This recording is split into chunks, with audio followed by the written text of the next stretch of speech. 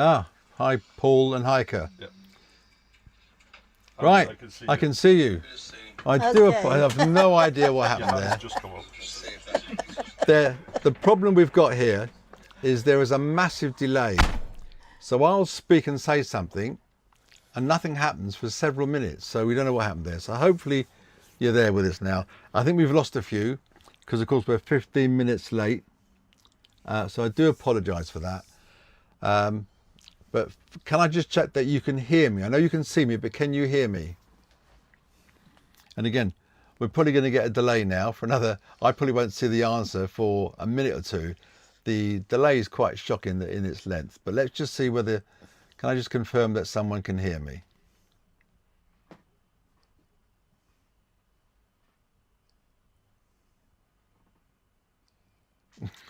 I don't know. Again, it's just the delay. Right, well anyhow, I'm going to just take a punt and we'll try and start anyhow. It was, I said we wasted 18 minutes and I do apologize. I can hear you, good. It's just, sorry about that. I said, from me saying something to getting the response to you guys hearing it, it's taken several minutes, right. So let's start with some questions. We've got a load of questions to get through, so hopefully we'll get this done in a sensible time frame. So Antonia's going to read out who it's from and what the question is. I've got one from Pete Cleverly. Okay, Pete Cleverly, what does he want? Are airs easy to find in Spain? Right, well airs are not called airs in Spain. We all call them airs, the Brits tend to call them airs, and I think the Spanish tend to call them an area, but their official name is? Aparcamiento Autocaravanas. There you go, that's the official name. And yet there are loads and loads of airs, we're going to call them airs for now, in Spain. That said, there's not as many as there are in France. Yeah, but there are apps that you can use, which is the Search for Site, Park for Night, Camper Connect, Camping Car Park, iOverlander. So if you don't mind, there's a lot to choose from. So yes, there are lots of sites in Spain. Another one is Next question. Dave and Sue Thompson. Right. Are airs free? Are airs free? Sometimes, and sometimes not. But they're never that expensive. They don't tend to be that expensive. So on the way on our journey down here, we stopped at 3 airs that had electricity, and the electricity was included in the price, and we paid about €13 for one day or overnight. Be aware that some sites charge per day. You think, well, that's okay, what's the difference? Well, that means if it goes past midnight, they charge you again. So just be aware of that. It's a bit like the one in where we came across from, I forgot the name. Canterbury. So Canterbury does the same sort of thing. So just be aware of that. But generally the prices are pretty good. And also, some of the price doesn't include electric hookup, so you pay separate. So some of them you pay separate for electric. But again, the sites we were on, for around about €12-13, they were. Included. Yeah. Next question. We've got Harry. Harry, yeah. Do I need to carry cash in France or Spain anymore? Do I need to carry cash in France or Spain anymore? Well, you probably need some euro coins if you're going into one of these sites where you've got to pay for your water. Some you pay for your water, some you may pay from other bits and pieces with coins. And if you're going to go to a local market, the smaller markets, not the big superstores, they all take cards. But if you want to go to a local market or maybe a local restaurant, some of them won't take cards, will only take cash. So always worth taking some cash with you. That said, if you find one place that won't take cash, it's not going to be that hard. Sorry, they won't take cards. It's not going to be that hard to find somewhere further around that will. I've got Graham and Sue from East Sussex. Okay. We're in our late 60s, like us. Would you recommend stopping more often on the way down through France? Right, so we're in our late 60s. Would you recommend stopping more often down through France? Well, that's really down to personal choice. Yes. I would say if you feel the journeys are too long, do you need to stop? So it's a bit of a hard one to answer, really. We initially planned to have about 6 or 7 stops on the way down to go sightseeing, enjoy ourselves and everything. But the weather was absolutely pants. It was awful. It was blizzards, it was snow, it was raining. So we decided to press on. However, when we did press on, we thought, well, that's not bad. Especially once the weather started getting nicer, it didn't matter that we drove for 4 hours or 5 hours. As long as we had a little break in the middle somewhere, it wasn't too bad. Also, we set up like the number of hours he will drive, well, maximum of 4, because you got a number after that. Yeah. But what we do is, if let's say he feel better, we can go a little bit further. Yeah. Now, Andy just said, how do Spanish airs compare to French? There's not a lot of difference. Again, it depends how far south you get, because of course they're certainly a lot warmer and a lot drier. They tend to be more gravelly, sandy pitches here than further up north. In France, a lot of the pitches are grass or muddy and not so well defined, but they're very similar in most ways, I would say. I think it depends. It varies, because in France, some of them have very wide space, but you can also get that in Spain, and you can get one where it's really tight and you find it hard to. Yeah, there seems to be a strange situation here in Spain, we've found. Most of the places we've been to, they have lots of trees.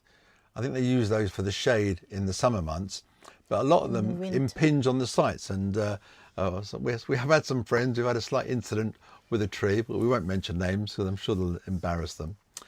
Right, any more questions? Right, what's the... We've got another one from Brian and Mo. Brian and Mo from South Wales. Would you stick to toll roads or take scenic routes through France? Okay, well, that's a similar question to the last one in some respects, because we initially planned, as I said, to go 6 or 7 routes and not go on the toll roads. And that was quite nice, but it made a big difference to our fuel consumption. You think, well, why would it make a big difference? Because it's further? Not because it's further, because you're constantly hitting roundabouts, roundabout. So it was decelerating, accelerating, decelerating, and that made a big impact on our fuel bill. But so I'm just trying to find the screen we're on there. But I would say we enjoyed the first part, but on our route down, the weather turned horrible. We rang someone ahead. At least we had snow on the ground and everything, and they said, "Oh, if it's that bad, you might want to go on the toll road." So we did go on a bit of toll road, but we quite like the idea of avoiding the toll roads for the cost, and also you get to see some of the smaller villages and towns. But just be aware, it might cost you more in fuel. Another one in toll roads is like when you're in the toll, you try to pay.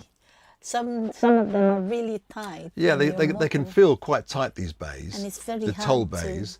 And it was quite hard for Antonia, because of course she's had to reach out the window and get up and down and reach the ticket machine and everything. And we had a few little minor issues there. Short arms. Maybe I'll try and do a video about toll roads in France and Spain some point. Yeah. But there you go. And some of the tolls are pretty expensive. 40 euros, 35 euros, 36, 26 euros, those sort of figures. Now, we didn't pay those, luckily, but they're ones we've been told others have paid. Who's next? They're called Terrible Twins. The Terrible Twins. That's a nice one. Would you recommend spending more time in France rather than rushing straight into Spain? Again, that's the same question again, really. We'd like to have seen more France. So it depends on how keen you are to get out of the miserable weather. So we're coming out of the UK to get down to some sunny weather, and France at this time of year is going to be fairly similar. So Yeah, at this time of year, if you come a bit earlier, maybe September or something like that, maybe not. Maybe the weather's going to be a bit better in France then, and spend more time in France. I really wanted to go sightseeing and enjoy some of the views and everything, but yeah, hard one to say really. But right, let's crack on with the next one, because that's the one that only you can really decide. If you're there for the warm weather, crack on through France. If you're there to enjoy all the sights in France as well, then take your time. From Steve and Karen. Who's that one? Uh, Oh no, that's okay. Yeah, we've just done that. Steve and Karen, is wintering in Spain really worth the drive through France, or would you stop short? Again, it's the same. We've got an awful lot of questions of the same sort of topic, really. is it worth wintering in Spain? Well, we've loved it. It's a big difference really for us. At this time of year in the UK, it's currently about -2, I think. We've been watching the CCTV from home, and it's been rain. It looks pretty dire, and we've just sat here in short sleeves and everything. We've been out almost every day. I think we've probably had 3 days of bad weather, and even then, it wasn't bad cold. It was just bad, miserable, rainy or whatever. So I think wintering in Spain is a great idea. Yes. Who's next? Pete and Julie Reynolds. Do you need to pre-book in winter? Right. Do you need to pre-book in winter? Well, for Spain, certainly Costa Brava, Benidorm, Alicante and everything. Especially if you're going to go for the Christmassy period, you definitely have to book. If you're going for the larger winter area, I would highly recommend booking. We've spoken to several people who've got down and can't find a space. There is nowhere. They do tend to get fairly booked up. Someone just asked a question, but I'll get back to that in a second. So, yeah, book. Now, if northern Spain and mid Spain, you probably haven't got an issue in the winter months. Obviously, summer months it's a different bag, but in the winter months you probably haven't got enough problem. But I would definitely say, yeah, I would think that sums it up. Right, we've got another message here. From Andy. Andy, do you find Spain slightly cheaper or for necessities than France, and what is Spain? And what in Spain do you find more expensive? I would say Spain's a lot cheaper than France, especially on the fuel front. We refueled just outside Benidorm, or literally about 5 kilometres outside Benidorm, and we paid €133.9, which works out about £1.16 a litre. And compared to the UK, when I left the UK, it was about 141 or thereabouts. So it's a big difference. Food and things, yeah, I would say everything's cheaper. No, except Spain. for if you want British products, you pay double if you want to get. Well, it depends where you get them from. Shops in Iceland. In Benidorm, we've got an Iceland of all places, but the prices are probably 4 times the price in the UK. But that said, if you go to the local cafe or the restaurant or something and get a British meal, a lot cheaper, you'll get a reasonable sized meal for under €10, a good sized breakfast or a lunch for €10, and the drinks and that are really cheap. You'll get a pint of some basic lager. I say basic because I don't like lager, but a basic drink, and you'll pay, I don't know, €2.50 for that. If you want to get a British bitter, you're more like €5, €4.50, €5, which is what I like to drink. So, yes, Andy, we do find Spain slightly cheaper for necessities than France. In Spain, I said I don't really find much more. I think it's more expensive. I think other products like camping stuff. We went to the camping shop. No, we went to the camping shop and I found the prices were comparable to the UK. I had to buy a replacement vent for the fridge, and the whole assembly in the UK was £71, and here it's €75, which is almost the same. So I don't think it's an issue. Okay. Right, who's next? I've got Nigel and Fiona. Ellie from Cambridgeshire. Is it Ellie or Ely? I think it's called. Ely? Yeah. How easy was crossing the Pyrenees? Any routes to avoid? It was a breeze. Now we went on the main road, so it was perfect. It was a nice wide road, no potholes, no issues. Traffic wasn't bad. It was a pleasure to drive. I mean, it really was a pleasure. In as much as by the time we'd reached Spain, the sun was out and everything. It was fantastic. It was really enjoyable. Now that said, I would not go and follow my sat nav where it says take the shortest route. Yes. Some of the shortest routes through the Pyrenees would be absolutely horrendous. And but also be aware that when you cross the Pyrenees, if the weather's bad, you need to have snow chains. Another question: what are the prices like for campsites? Are they expensive? No, I don't think they're expensive. Well, it depends on what compared to the UK. Yeah, but it depends on what you prefer. Because if you go to airs, they're cheaper. But you go to campsites, and especially ones which is near the city, they do have higher prices. Yeah, but compared to the UK, they're still all of them are Yes, cheaper. they're still cheaper. So, for instance, to get say a premium pitch here, again, the winter period is slightly different. So between Christmas and New Year, it's slightly different. You've got to bear that in mind. You're going to pay a premium rate. But I'll tell you how much we paid for a premium rate on a good sized pitch. We paid 36 euros. So what's that? 32 quid, 30 quid, 31 quid? I don't know, that sort of figure. And in the UK, an equivalent type site, you're going to pay 45 pounds these days. Now, there's all different schemes for paying electricity. Some of them will give you a certain amount for free. One of the sites we went to gave us 4 kilowatt hours for free. Then after that, we had to pay. Another site gave us free. You know, the electricity was included in the price. And here, where we are now in Villasol, we have to pay an extra 49 cents per kilowatt. Although someone else on another pitch is paying €5 per day for unlimited. What is the most surprising thing that happened on your trip? We saw your message earlier on, but for some reason we tried to reply to it and everything went pear-shaped. We lost it all. Most surprising thing that's happened on your trip? I mentioned one of them was in France, and just before we got into Spain, we found an or camping car site where we couldn't get to it because it had 3.5 ton restriction, and we're over 3.5 ton. And nowhere did it warn you about that on their website or whatever. So that caught us out, and we ended up going through it, not intentionally, because the road it took us down was one way and we couldn't get out of it. So that was about anything for you? I think for us is no matter what you do, like preparation, everything, and then when you hit the road, you still get the problems.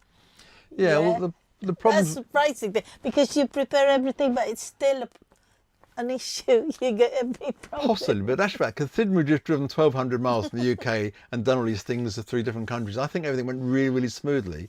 And we've been here now at Villasol for a month, and we haven't really we haven't got that, we haven't got this. So I don't think it's that bad, really. Oh, what I like most surprising is I thought I'm going to get bored because we're staying here for 45 days. And I said, what are we going to do? But I'm actually enjoying it.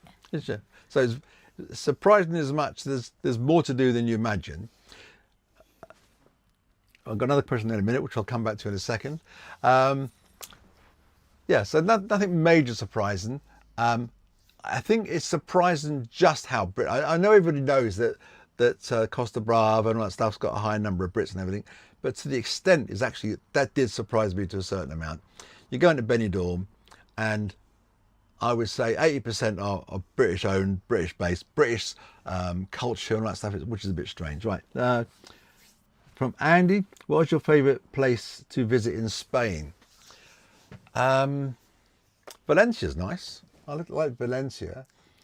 I would like to visit Seville because I've watched all the videos about that. Yeah, well, we haven't been there yet. There's lots of places we anticipate. So when we leave here, we're going to mosey on down to Gibraltar, but we're going to go to Seville and a few other places that we had recommended to us. Then we're going to work our way up through Portugal and everything. But we'll probably include all those in our next video, hopefully, or some of them. We'll be leaving here in about, 10 days. And then we'll hopefully bring you up to speed.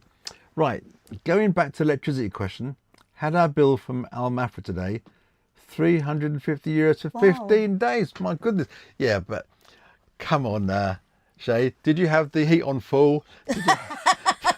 Did you have the fridge on? Did you have everything on there? €350. That's well, a lot. let me tell you how much electricity we've paid.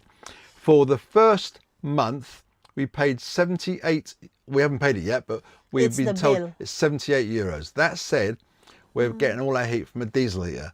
That alone was the best thing we ever did, putting the diesel heater, because this young lady doesn't like the cold, as you can probably imagine. €350. Yeah, well, that's worth mentioning in your next video. Again, I don't know how much you caned the electricity there and how much you... but never mind. Right, let's press on. Any more questions there? No. Right, what's the next one? Nigel from Romford, Essex. No, I know it well. I used to live there. Any tips for first-timers driving a larger motorhome? Is it stressful? I didn't find it stressful. The roads here, especially in Spain, are just fantastic. They're wide. I said, I haven't seen a pothole. As I got closer to Benidorm, I started seeing the road had got a little bit worse, but nothing in comparison to the UK. I mean, compared it to the M25, which is an embarrassment. I'm just embarrassed to be British sometimes. I see the quality of that road. But there are some things to be aware of. Two of them, roundabouts. For some bizarre reason, the Spanish tend to, I'm not saying everything, but I tend to drive in the outside lane, regardless of whether they're going left, right, or whatever. So they might be taking the third exit, they go all the way around. So you've got to be extra careful in your motorhome, check your mirrors more thoroughly. You need eyes in the back of your head. And the other thing is the petrol stations, Fuel stations. especially the budget petrol stations, they can be so incredibly tight to get in and get out. A lot of them have got a vending machine, there's no one there and everything. So I would say if you're going to go to some of these petrol stations, not all of them, but certainly the budget ones, you need to plan an exit before you actually go into the petrol station. Trust me on that. We did have one a bit hairy one when the weather was not very nice and you have to keep your hands in. Well, no, well, yeah. As you steering start wheel. getting into Spain and the neck of the Pyrenees and on Spain generally, there's got some very strong winds. So if you're not comfortable with that, just you need to be aware that you are going to have to probably grip a bit of white knuckle type stuff. But it wasn't bad. I didn't find it bad, but yeah. And there were lots of warnings saying strong winds, so you are going to know in advance. I wouldn't worry too much. We've got Kit and Rob from Taunton. Taunton, yeah. Do many areas in France have electric, or is solar enough? Once you reach Spain. Well, a lot of the areas have got electric. As we mentioned before, you may have to pay for it, you may not have to pay for it. Now, our friends Paul and Hiker, they're on a pitch here. They're not on hookup. They've got enough solar power there to run everything. They charge things up. They're operating quite happily. So, yes, there's generally enough sun for most people. Clearly not for Alan and Shay. But there you go. Yeah, there's loads of sun here. I mean, the difference is it's like light and day. Night and day. It's such a dramatic. As you get into to Spain, the sunshine was there 90% of the time. It's lovely. Have you found this year the weather has been worse than other years? Well, we've been told this is one of the worst years, but Because it's our first time here. yeah, So it's our first time here. If anyone else has been here many times before, maybe you can give us some feedback on that and we can let the others know. But for us, we've heard that there's a lady we like to watch if you're going to come to Benidorm. She's called Anna from Benidorm, I think. Yeah, Anna. And she's got some cracking videos. She does one every single day. And she often points out whether the weather's been really good or typically bad. And well worth a watch if you intend to come down here. So I can't say that it's been worse because I haven't been here before or this far south anyhow. But we had one awful Christmas Day. Christmas Day. It was torrential, but that was the only really bad day where it was torrential. Most of the time we've had two or three grey days and that, but all in all, it's not a big deal. Who we got next? Pampered Paul, not Paul and Ike. No, Pampered Paul, not our friends, no. Our campsite's good value in Spain. We've already covered that to a certain extent. So I'll give you some idea. A standard pitch, you're looking at 15 to 25 euros in near Benidorm. In off-peak. A high peak, you're probably looking 35 to 45 euros, depending on how prestige the site is. So there's an example here, a motorhome pitch with electric, 18 to 28, which is or luxury or beachfront one, 25 to 35 or 50 to 8. I don't know why there's two figures there, but this is some stuff we Googled earlier on. So, and again, it says on some of the newer sites, the electric's often metered, as it clearly is at Al Mafra. Who's next? Brett, is fuel cheaper in Spain than the UK? Again, this is a question that Andy asked earlier on, and yes, it's a lot cheaper. And then Pete and Julie Cross from Solihull. Yeah. Did you notice? Same question again. Same question again. So. Did you notice much difference in fuel prices crossing from France into Spain? Paul, Paul and Hiker. Weather is definitely worse this year as it was last year, but still better than the UK. Yeah, I think all the weather's better than the UK. Mike and Elaine, is LPG easy to find in Spain? Yeah, again, we've also covered that because someone else asked that question earlier on. And yes, very, very easy, especially along the sort of coastal roads, and that you're going to find that all over the place. But again, I recommend using the mylpg.eu app. That's brilliant. Put it in there. It knows where you are because as long as you've got your location set to on. It'll tell you where the nearest one. It'll also tell you how much it costs. Now, one thing to bear in mind, if you're going to use Google to find these sites, you've got to search for GLP rather than LPG or autogas. Don't search necessarily for LPG. Yeah. Who's next? Ches. Yeah. Ches. Can I use British credit cards in France and Spain? Oh yeah, absolutely. Visa, MasterCard. We use Revolut, Mondio. Was it Mondio? They're all popular over here. So yeah, we've not had any issues at all. Not quite true. Yeah. We had one minor issue where We use Revolut. operator error, I think, where someone just couldn't put in the right details or didn't tap it right. No. We've found some weird thing where in Spain, and I'm not sure this is just us, maybe someone else experienced it, you almost have to approach the tap more slowly.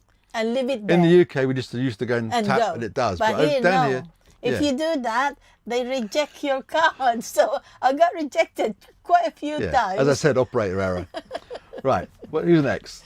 Oh, we've got Darren and Claire Cook. Yeah.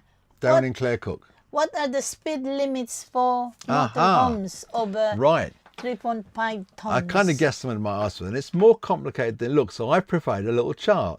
There you go. So in France, motorway is 130 kilometres if you're under 3.5 tonne, and it's 110 if you're over 3.5 tonne. Dual carriageways, 110 if you're under, 100 if you're over, and you can still, no need to read them all out. Now, there are some other rules in France which affect you in wet weather. In wet weather, in fact, you look down here, in wet weather, the 3.5 tonne limits are reduced. Not the over 3.5 tonne, but the under 3.5 tonne are reduced. I think because they've realised that the over 3 tonne are reduced enough as it is. And under Spain, they've now just recently introduced it so that in the urban areas, you're in a town or a city, if it's multi-lane, it's 50 miles an hour. Sorry, 50 kilometres an hour, which is about 30 miles an hour. But the single lane ones are down to 30 kilometres an hour, which is 20 miles an hour. So be aware of that. All in all, and there's no separate wet weather for Spain, but always follow the posted signs. If you do that, you're not going to go too far wrong. You've got another. Oh, There's there's definitely right. this one. Oh, hi Jill. Hello, Jill. Happy New Year to you both. Have you used public transport? And if so, what it's like? Yes, we have. And it's cheap as chips. Yes. Very cheap. I'll give you an idea. To get from where we are, Benidorm, to a place called Altea, which is about a 35 minute drive, it costs the princely sum of €144. So what's that, £1.20? So the buses and transport here are good. We also tried an Uber, and for the same distance, for about a 30-minute journey, we paid €15, or $15.50 or something like that, for 4 of us. So that was pretty good as well. So yeah, and I gather the trains are even cheaper, or very cheap anyhow. So again, unlike the UK, the prices are very, very reasonable. Another question here. If you stay in areas, have you ever felt unsafe? I've never felt unsafe. And Tony feels unsafe everywhere. You know, you could be in a prison station and you feel unsafe, but I don't tend to feel unsafe. But there are no time that I think, no, this isn't good. Because if I had, I would have just moved on. That said, we won't stay overnight on a French motorway. We've been told that isn't a good place to visit. But for us, no, never felt unsafe at all. If I missed any? No? And Happy New Year to you as well, Jill. Got another, that's Right. the same question. Someone else just asked the same The question same over question, here. yeah. Right. Kev and Trish from County Durham. How busy do French airs get compared with Spanish ones outside peak season? outside peak season. Yeah. Well, they were virtually empty. But A bit like yeah. the towns. As we drove through there, we go It's through like all, dozens of towns in France, and they were empty, like deserted. It was strange. And the airs were much the same. One site we went to had 120 pictures. We saw 3 motorhomes there. I think the most we saw was in Béziers, or whatever you call it, where when we arrived there was probably about 3 motorhomes, and that had room for 48. Had 48 bays, I believe, and in the morning there was probably 6 there, so a few turned up late at night, but it wasn't busy at all. Right. And they were French ones, by the way, so Yeah. this compares, but the question is between Spanish French ones, but I would say they're much the same. Right. Jan and Mad Maggie. John and Mad Maggie. How do airs compare between France and Spain for bigger vans? Well, again, our motorhome is 8 metres long, and it's the legal maximum width it is, so you can't get any wider than this one, I gather. And I've not had any issues really. There's a couple where you've got to negotiate a little bit more carefully trying to get into the gates, because the barriers are often quite narrow roads, therefore you have to do that. So when we went to a place called Évreux, well, I know it's not pronounced that, but it's spelt Évreux to me, we had to just jiggle a little bit, but it wasn't an issue. And I wouldn't say that there's a difference between French and Spanish ones, but over here, as I said before, there's an issue with these trees. Sorry, Alan, that there's an issue with these trees. They seem to be really solid. They crop these trees heavily each year, which means the bits that are left are really, really solid, and they often protrude quite deeply into the sites. We didn't see any of that in France. Okay. I've got another one from Susan. Oh, Rob and Sharon from Fleet, Hampshire. Ooh.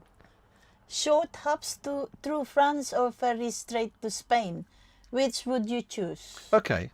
Well, again, it depends. If the object is just to get to the warmer weather, and money is no object, jump on the ferry.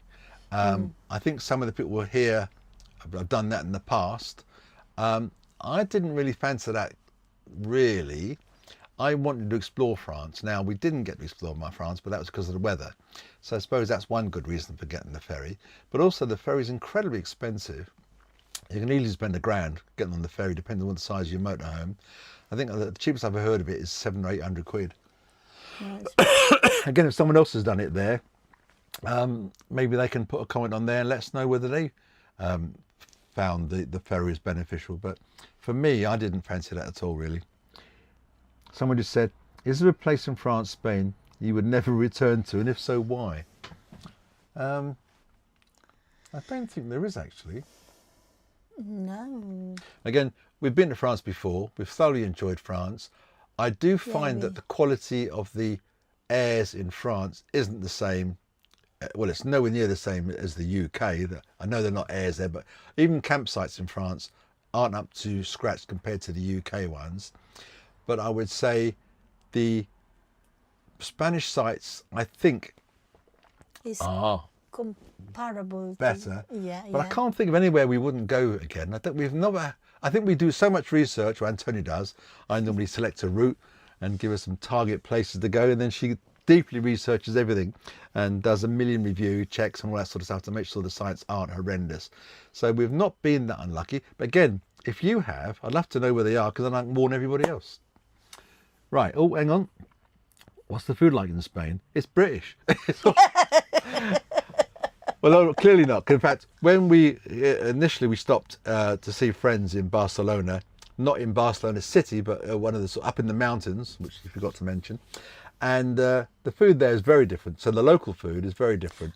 If you like your paella and your tapas and all that sort of stuff, and that's fine. Yeah. But I mean, but that said, there is nowhere where you can't get food that you know, a person who only likes British style food will get. So you're always going to get something. But here in Benidorm, it's the opposite way around. You're probably going to struggle to find Spanish food more than you would find English food or British food. Who's next? Right. Susan Hart. Are there plenty of flat, easy access airs for older couples? Are there plenty of flat, easy access airs for older couples? Well, we're not exactly spring chickens. We might think we are, but we're not. And we've not had any issues. I am not. We've not had any issues. So that said, a lot of the airs that you go to don't have facilities anyhow. So that might make things inaccessible to some, especially if you've got a wheelchair or something like that maybe, or just can't walk very well. But here, no issues at all where I've encountered. The pitches all tend to be reasonably level. They're not perfect, but they're fine. So again, if someone else has got any thoughts on that, let us know. Okay.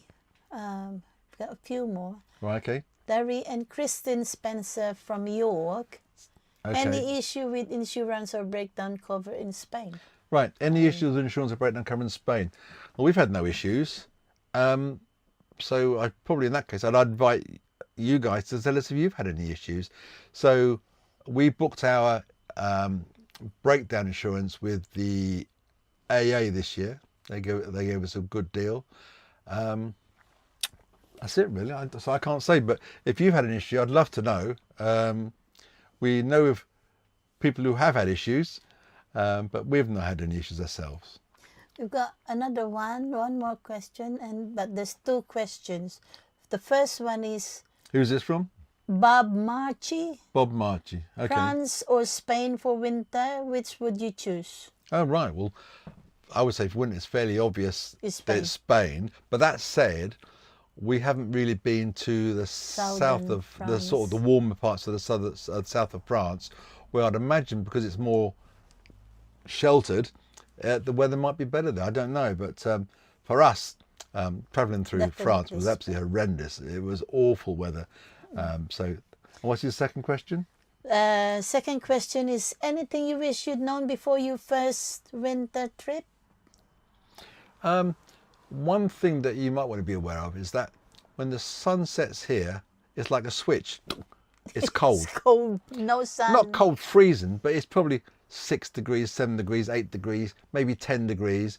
But whereas the day might have been 20 degrees or 18 degrees. So it can drop 10 degrees just like that, like a switch.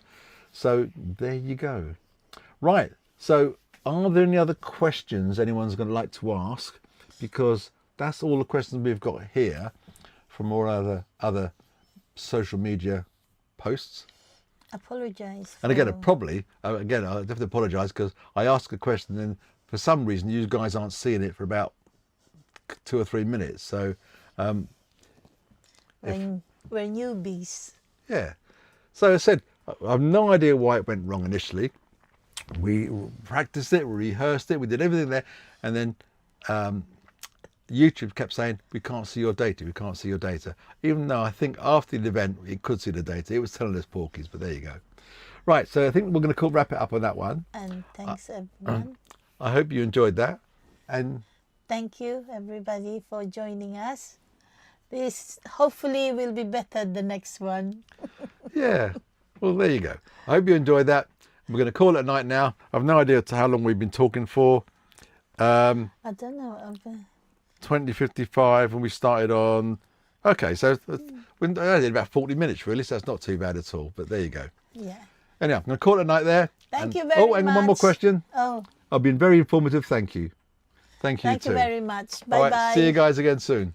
Bye. Oh, one more question.